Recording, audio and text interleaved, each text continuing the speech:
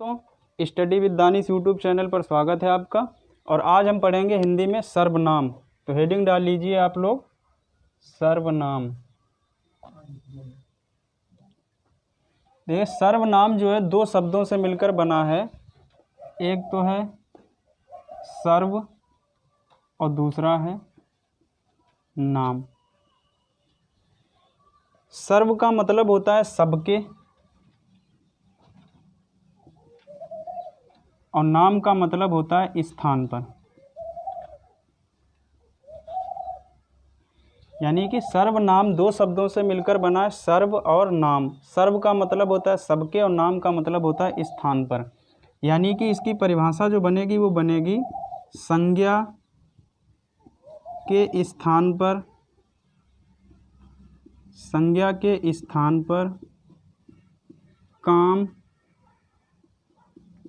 आने वाले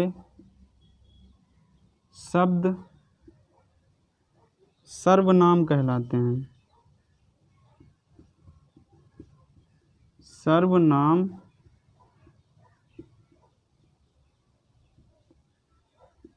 कहलाते हैं। यानी कि संज्ञा के स्थान पर काम आने वाले शब्द क्या कहलाते हैं? सर्वनाम कहलाते हैं। जैसे सर्वनाम हम कहेंगे किसको? जैसे सीता गीत गाती है, वह पढ़ने भी जाती है। तो ये हमारा उदाहरण हो गया। देखो, सीता यहाँ पर क्या है? सीता जो है यहाँ पर हमारी संज्ञा है। सीता जो है हमारी यहाँ पर संज्ञा है। हमने कहा सीता गीत गाती है, वह पढ़ने भी जाती है। अब जो ये वह यहाँ पर आया वो किसके स्थान पर काम आया है?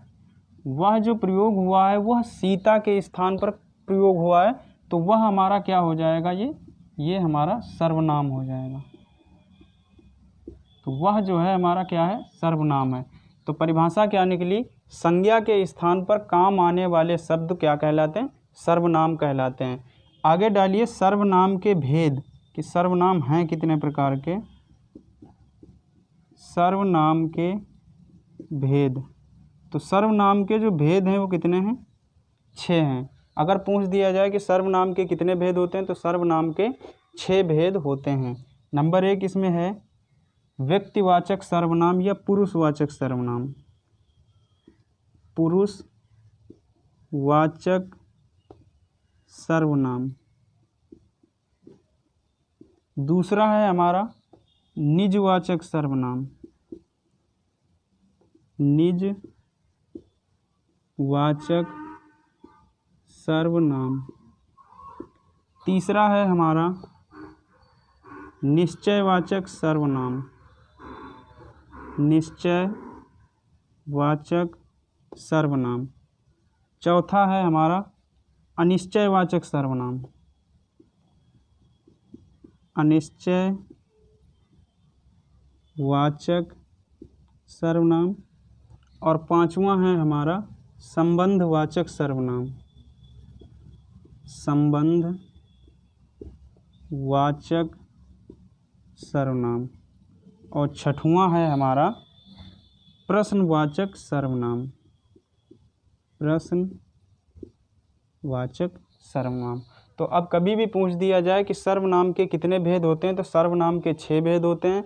पूछ दिया जाता है, कभी कभी प्रश्न में आ जाता है कि निम्नलिखित में से कौन सा सर्वनाम का भेद नहीं है। तो ये 6 जो हैं सर्वनाम के भेद हैं। एक इसमें ऐसा 4 ऑप्शन में से एक ऐसा दिया जाएगा जो सर्वनाम का भेद नहीं होगा, तो उस पर हमें हल कर देना है। तो सर्वनाम के भेद कितने? 6। तो सबसे पहले हम डालेंगे पुरुषवाचक सर्वनाम। हेडिंग डाल लीजिए आप लोग, सबसे पहले पुरुषवाचक सर्वनाम। देखिए, पुरुषवाचक सर्वनाम में क्या होता है? हेडिंग है हमारी पुरुषवाचक, या इसको हम व्यक्तिवाचक भी कहते हैं। व्यक्तिवाचक सर्वनाम। देखो पुरुषवाचक सर्वनाम में क्या होता है, ऐसे सर्वनाम जो किसी व्यक्ति के नाम के स्थान पर प्रयुक्त किए जाते हैं। क्या है, ऐसे सर्वनाम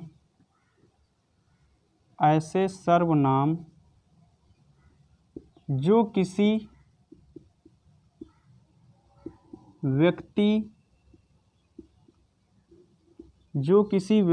के नाम के स्थान पर प्रयुक्त किए जाते हैं, उनको हम क्या कहते हैं, पुरुषवाचक सर्वनाम। जैसे हमारे हो जाएंगे वह, तुम, मैं और हम, तमाम प्रकार के हो जाए 3-4।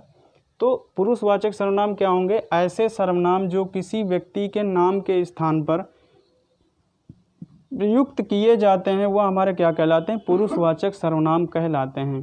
फिर एक प्रश्न बनता है कि पुरुषवाचक सर्वनाम कितने प्रकार के होते हैं। तो कभी भी अगर प्रश्न आ जाए तो पुरुषवाचक जो सर्वनाम होते हैं वो 3 प्रकार के होते हैं। पुरुषवाचक सर्वनाम जो होते हैं हमारे 3 प्रकार के होते हैं। नंबर 1 हमारा चलता है, नंबर 1 जो चलता है वो चलता है उत्तम पुरुष। नंबर 2 जो चलता है वो चलता है हमारा मध्यम पुरुष।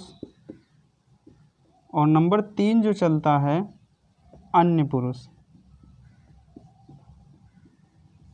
यानी कि जो नंबर 3 चलेगा हमारा वो चलेगा अन्य पुरुष। तो अगर कभी भी पूछ दिया जाए कि पुरुषवाचक या व्यक्तिवाचक सर्वनाम कितने प्रकार के होते हैं तो ये 3 प्रकार के होते हैं, उत्तम पुरुष, मध्यम पुरुष और अन्य पुरुष। उत्तम पुरुष में क्या होता है कि यह स्वयं के बारे में बताता है। उत्तम पुरुष होता है जब कर्ता स्वयं के बारे में बताता है। यानी कि यहाँ पर अगर हम कर दें कि जब कर्ता स्वयं के बारे में बताता है, स्वयं के बारे में बताता है, यानी कि उत्तम पुरुष उसको कहते हैं जब कर्ता स्वयं के बारे में बताता है। और उत्तम पुरुष 2 हैं हमारे, कौन सा है, मैं और हम, ये हमारे उत्तम पुरुष के उदाहरण हैं। फिर आता है मध्यम पुरुष। मध्यम पुरुष में ये होता है कि उत्तम पुरुष में क्या होता है, कर्ता स्वयं के बारे में बताता है, लेकिन मध्यम पुरुष में क्या होता है, उत्तम पुरुष जिसके बारे में बात करता है। यानी कि क्या होगा, उत्तम पुरुष जिसके बारे में बात करता है, जिसके बारे में बात करता है उसको हम क्या कहते हैं, मध्यम पुरुष। और मध्यम पुरुष तुम्हारे 3 होते हैं। कभी मेन तो यही होता है तुम या तू और या आप, ये हमारे क्या हैं, मध्यम पुरुष के उदाहरण हैं। तो अगर कभी भी आ जाए कि मैं कौन सा पुरुष है तो उत्तम पुरुष है, तुम या तू या आप कौन सा पुरुष है तो ये मध्यम पुरुष है। फिर आता है तुम्हारा अन्य पुरुष। अब अन्य पुरुष में क्या होता है कि उत्तम पुरुष और मध्यम पुरुष। उत्तम पुरुष में क्या है, कर्ता स्वयं के बारे में बात करेगा। मध्यम पुरुष में क्या है, उत्तम पुरुष जिसके बारे में बात करेगा वो हमारा मध्यम पुरुष होगा। अब अन्य पुरुष वो होगा, उत्तम पुरुष और मध्यम पुरुष मिलकर जिसके बारे में बात करेंगे वो कहाँ जाएगा, हमारा अन्य पुरुष में। यानी कि उत्तम पुरुष व मध्यम पुरुष मिलकर, उत्तम पुरुष और मध्यम पुरुष मिलकर जिसके बारे में बात करेंगे, जिसके बारे में बात करेंगे वो क्या होंगे, अन्य पुरुष होंगे। अन्य पुरुष भी हमारे लिख लीजिए कौन कौन से हैं। जैसे तुम्हारे उदाहरण में आ जाएंगे वह, कामा ये और कामा यह, ये तुम्हारे किस में आ जाएंगे, अन्य पुरुष में आ जाएंगे। यानी कि पुरुषवाचक सर्वनाम हमारे कितने प्रकार के होते हैं, 3 प्रकार के होते हैं, उत्तम पुरुष, मध्यम पुरुष और अन्य पुरुष। उत्तम पुरुष में क्या होता है, कर्ता स्वयं के बारे में बात करता है। मध्यम पुरुष में क्या होता है, उत्तम पुरुष जिसके बारे में बात करता है उसको हम मध्यम पुरुष कहते हैं। और अन्य पुरुष किसको कहते हैं, जिसके बारे में उत्तम पुरुष और मध्यम पुरुष दोनों मिलकर के बात करते हैं वो हमारा किस में जाएगा, अन्य पुरुष में जाएगा। तो ये हमारा सर्वनाम का पहला भेद हो गया, कौन सा, पुरुषवाचक सर्वनाम या व्यक्तिवाचक सर्वनाम। इसके बाद हम डालेंगे निजवाचक सर्वनाम। अगली हेडिंग जो होगी हमारी वो डाल लीजिए आप लोग नंबर 2 पर। नंबर 2 पर आएगा हमारा निजवाचक सर्वनाम। नंबर दूसरा है हमारा निजवाचक सर्वनाम। निजवाचक सर्वनाम। अब निजवाचक सर्वनाम में क्या होगा, ऐसे सर्वनाम शब्द जो संज्ञा के निजत्व के बारे में बात करेंगे। यानी कि इसमें क्या होगा, ऐसे सर्वनाम शब्द जो संज्ञा के निजत्व के बारे में बात करेंगे, जो संज्ञा के निजत्व का बोध कराते हैं, निजत्व का बोध कराते हैं, उनको हम क्या कहेंगे, निजवाचक सर्वनाम। यानी कि ऐसे सर्वनाम शब्द जो संज्ञा के निजत्व का बोध कराते हैं। जैसे अगर उदाहरण हम ले लें,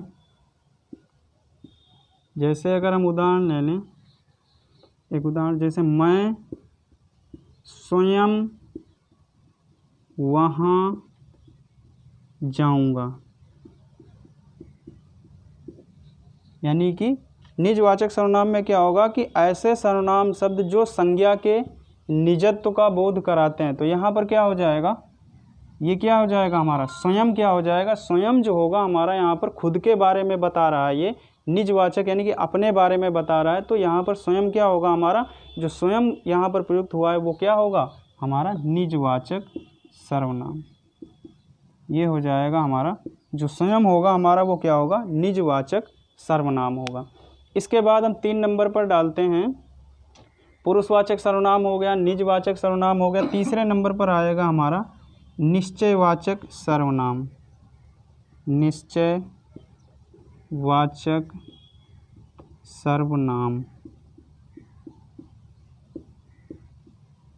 निश्चयवाचक सर्वनाम। अब निश्चयवाचक सर्वनाम में क्या होगा, ऐसे सर्वनाम शब्द जो किसी के तरफ संकेत करते हैं निश्चित सर्वनाम कहलाते हैं। यानी कि इसको एक नाम और लिख लीजिए, हम निश्चयवाचक सर्वनाम को हम कहते हैं संकेतवाचक सर्वनाम। संकेतवाचक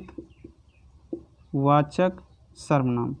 यानी कि निश्चयवाचक सर्वनाम क्या होंगे, ऐसे सर्वनाम शब्द जो किसी की तरफ संकेत करते हैं उनको हम क्या कहते हैं, संकेतवाचक सर्वनाम या निश्चयवाचक सर्वनाम। जैसे अगर हम यहाँ पर उदाहरण ले लें, उदाहरण से हम समझ में आएगा, वे लड़के चले गए। ये क्या है, निश्चयवाचक सर्वनाम हो जाएगा, वे लड़के चले गए। अगर हम दूसरा उदाहरण ले गए, वह सुबह में आई। यानी कि हम क्या कर रहे हैं, निश्चयवाचक सर्वनाम या संकेतवाचक सर्वनाम। अब देखो हम किसी की तरफ इशारा कर रहे हैं, हमने क्या कहा कि वे लड़के चले गए, हम इशारा कर रहे हैं कि वे लड़के चले गए, निश्चित भी कर रहे हैं कौन चला गया, लड़के हैं ना कि लड़की हैं। हमने कहा कि वे लड़के चले गए, हम इशारा भी कर रहे हैं, संकेत भी कर रहे हैं कि वे लड़के चले गए। फिर हमने कहा कि वह सुबह में आई, तो वह सुबह में आई, यानी कि यहाँ पर कौन सा सर्वनाम हो गया, यहाँ पर जो हमारा सर्वनाम लगा वो वाक्य के अनुसार हमारा क्या लगा, निश्चयवाचक सर्वनाम। अगला डालेंगे हम, इसके बाद अगला डालो अनिश्चयवाचक सर्वनाम। निश्चयवाचक सर्वनाम के बाद डालो अनिश्चयवाचक सर्वनाम। इसमें एक नोट ध्यान रखना, चलो वो आगे देखेंगे। इसके बाद डालो अनिश्चयवाचक सर्वनाम। अनिश्चयवाचक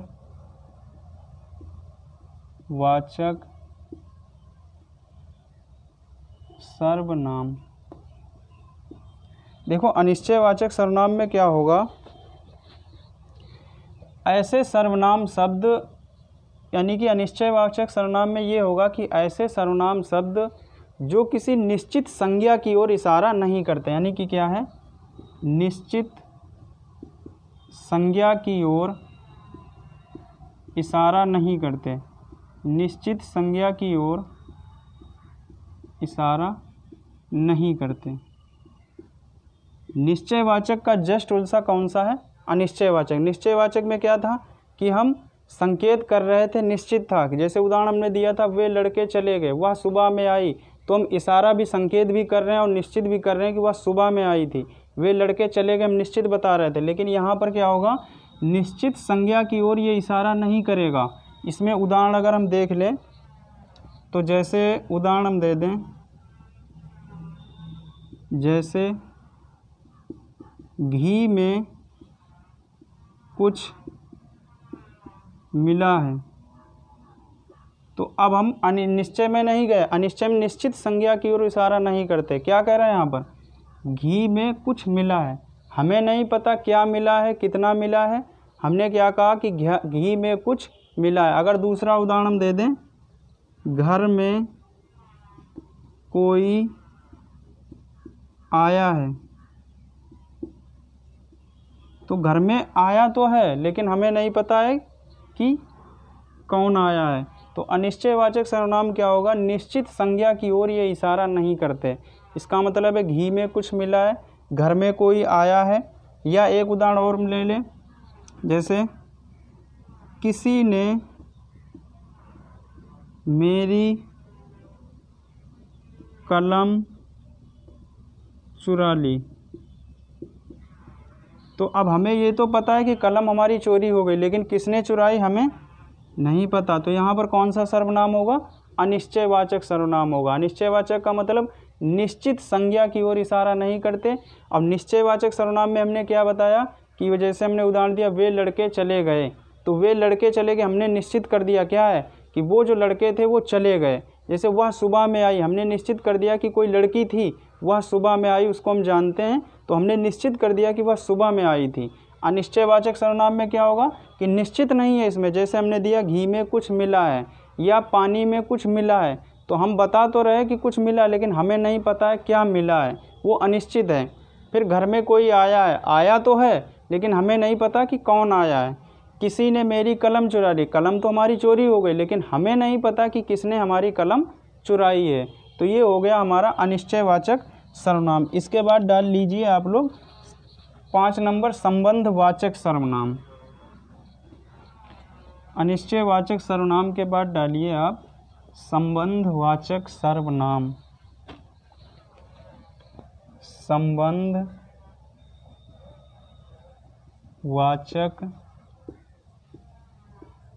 सर्वनाम।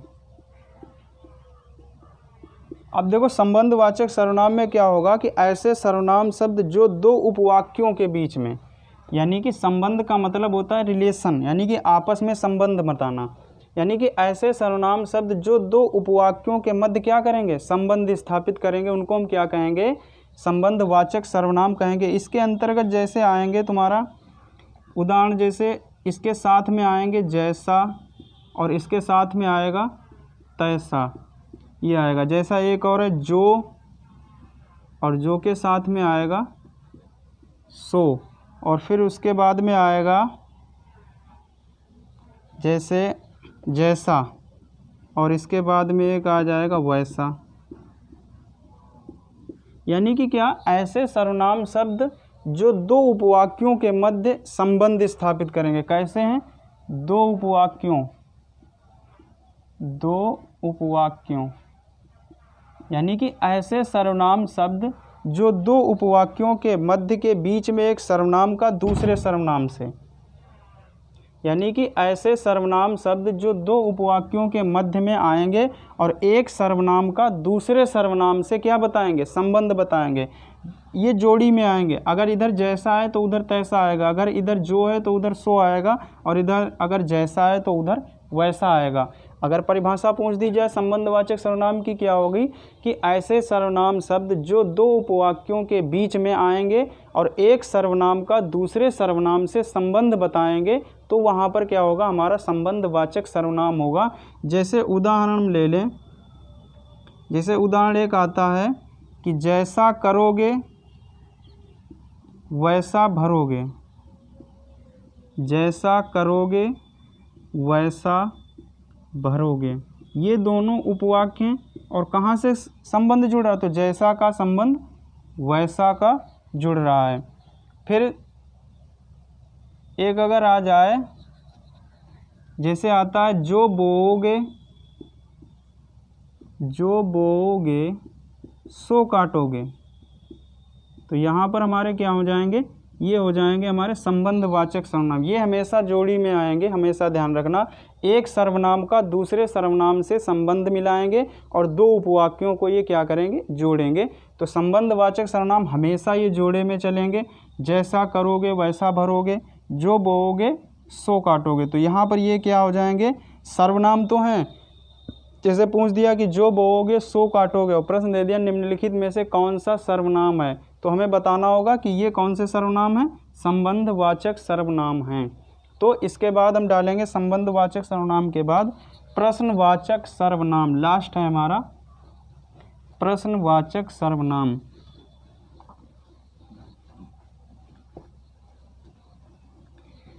प्रश्नवाचक सर्वनाम में क्या होगा, लास्ट है हमारा प्रश्नवाचक सर्वनाम। देखो प्रश्नवाचक सर्वनाम में क्या होगा कि ऐसे सर्वनाम शब्द जो किसी से क्या करते हैं, प्रश्न पूछते हैं, उनको हम क्या कहते हैं, प्रश्नवाचक सर्वनाम कहते हैं। यानी कि प्रश्नवाचक का मतलब है कि इसमें ऐसे सर्वनाम शब्द प्रयुक्त होंगे जो प्रश्न पूछेंगे, तो वो क्या हो जाएंगे, हमारे प्रश्नवाचक सर्वनाम होंगे। जैसे अगर हम दे दें उदाहरण, तुम कैसे हो, तुम कैसे हो, तो ये हमारा कैसे यहाँ पर क्या है, ये हमारा जो है प्रश्नवाचक सर्वनाम हो जाएगा। जैसे तुम किसको जानते हो, तुम किसको जानते हो। फिर अगर कहते हैं यह गाड़ी किसकी है, यह गाड़ी किसकी है, तो ये हमारे क्या हैं, ये हमारे प्रश्नवाचक सर्वनाम हैं। तो प्रश्नवाचक सर्वनाम भी हमारा समझ में आ गया कि प्रश्नवाचक सर्वनाम किसको कहते हैं, कि ऐसे सर्वनाम शब्द जो किसी से प्रश्न पूछते हैं उनको हम क्या कहते हैं, प्रश्नवाचक सर्वनाम कहते हैं। जैसे तुम कैसे हो, तुम किसको जानते हो, यह गाड़ी किसकी है, तो ये क्या है, सब प्रश्नवाचक सर्वनाम हैं। तो आज हमारा जो टॉपिक था सर्वनाम, आज हमारा पूरा हो गया। इसके बाद जो हमारा टॉपिक अगला चलेगा वो चलाएंगे हम कारक और वचन। तो कारक और वचन अगली हेडिंग आप लोग डाल लीजिए। और अगर आपको वीडियो पसंद आता है तो प्लीज़ चैनल को सब्सक्राइब कर लें और बेल आइकन का बटन ज़रूर दबा लें, जिससे आपको नोटिफिकेशन सबसे पहले मिल जाएगा। धन्यवाद।